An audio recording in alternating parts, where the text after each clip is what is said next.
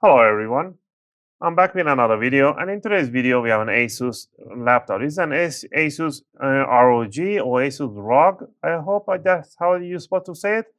ASUS ROG Strix G15 model. The exact model for this one is a G512LI-PI7N10. And that information can be found on the bottom of the laptop, on the bottom sticker, which is pretty long. It's right in here. It says G512LI-PI7N10. That's the exact model for this one. But the shorter model is G15. And in this video, I'm going to take you on a step-by-step how you can open it up and how you can add or replace or upgrade your RAM for your laptop. I'll leave a short video how to check your maximum RAM capacity for your laptop. Check that link in the video description in case you wonder. And I'll leave the link for a compatible RAM and tools that I'll be using in the video description in case you want to use it. All right, just remember, by replacing or upgrading the RAM, you're not going to change anything in the system. Everything is going to be left the way it was before. Any data, nothing's going to be erased. Just remember, once you power it on, once you remove or upgrade the RAM, it might crash once only because there will be a cache, because the Windows holds it as some kind of temporary file in the RAM sometimes and keeps it alive like a hibernation type. So you might get a first time crash. Don't worry about it. That's usually normal.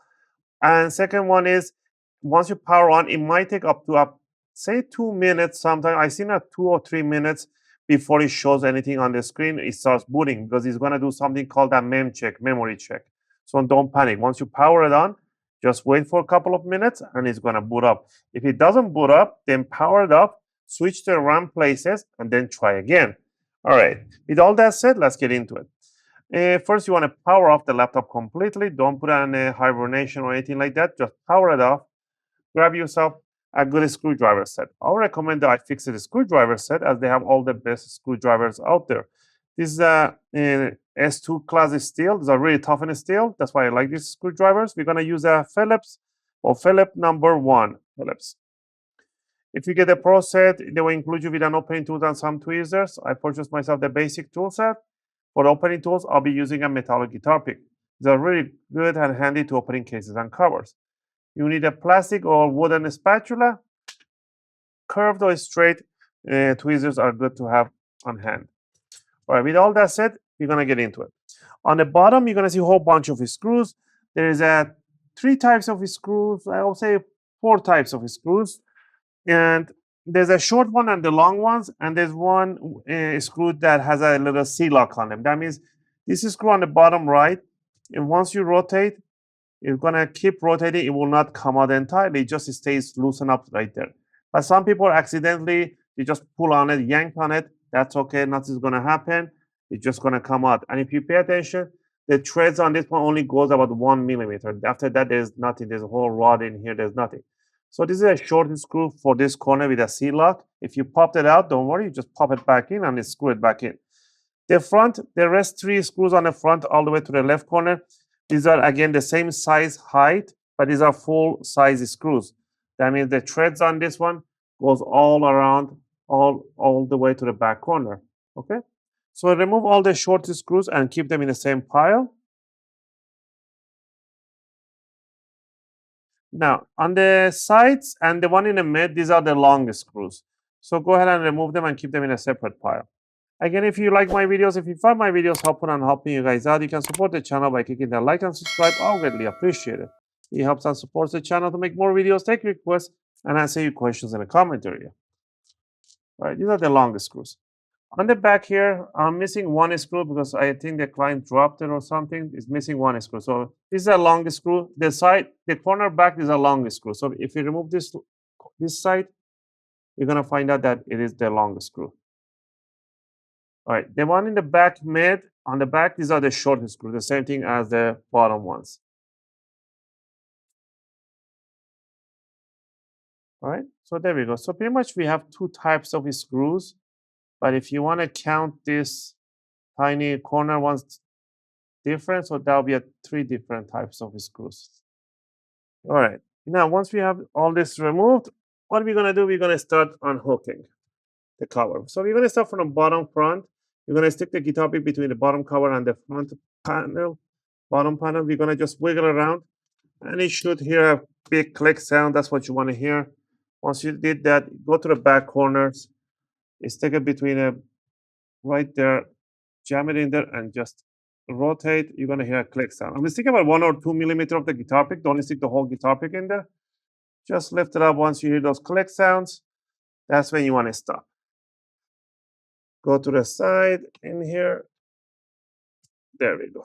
Once you pop them open, it's very, very important to grab it from the back corner in here, from the back corner, and bring it up from the back corner just like this.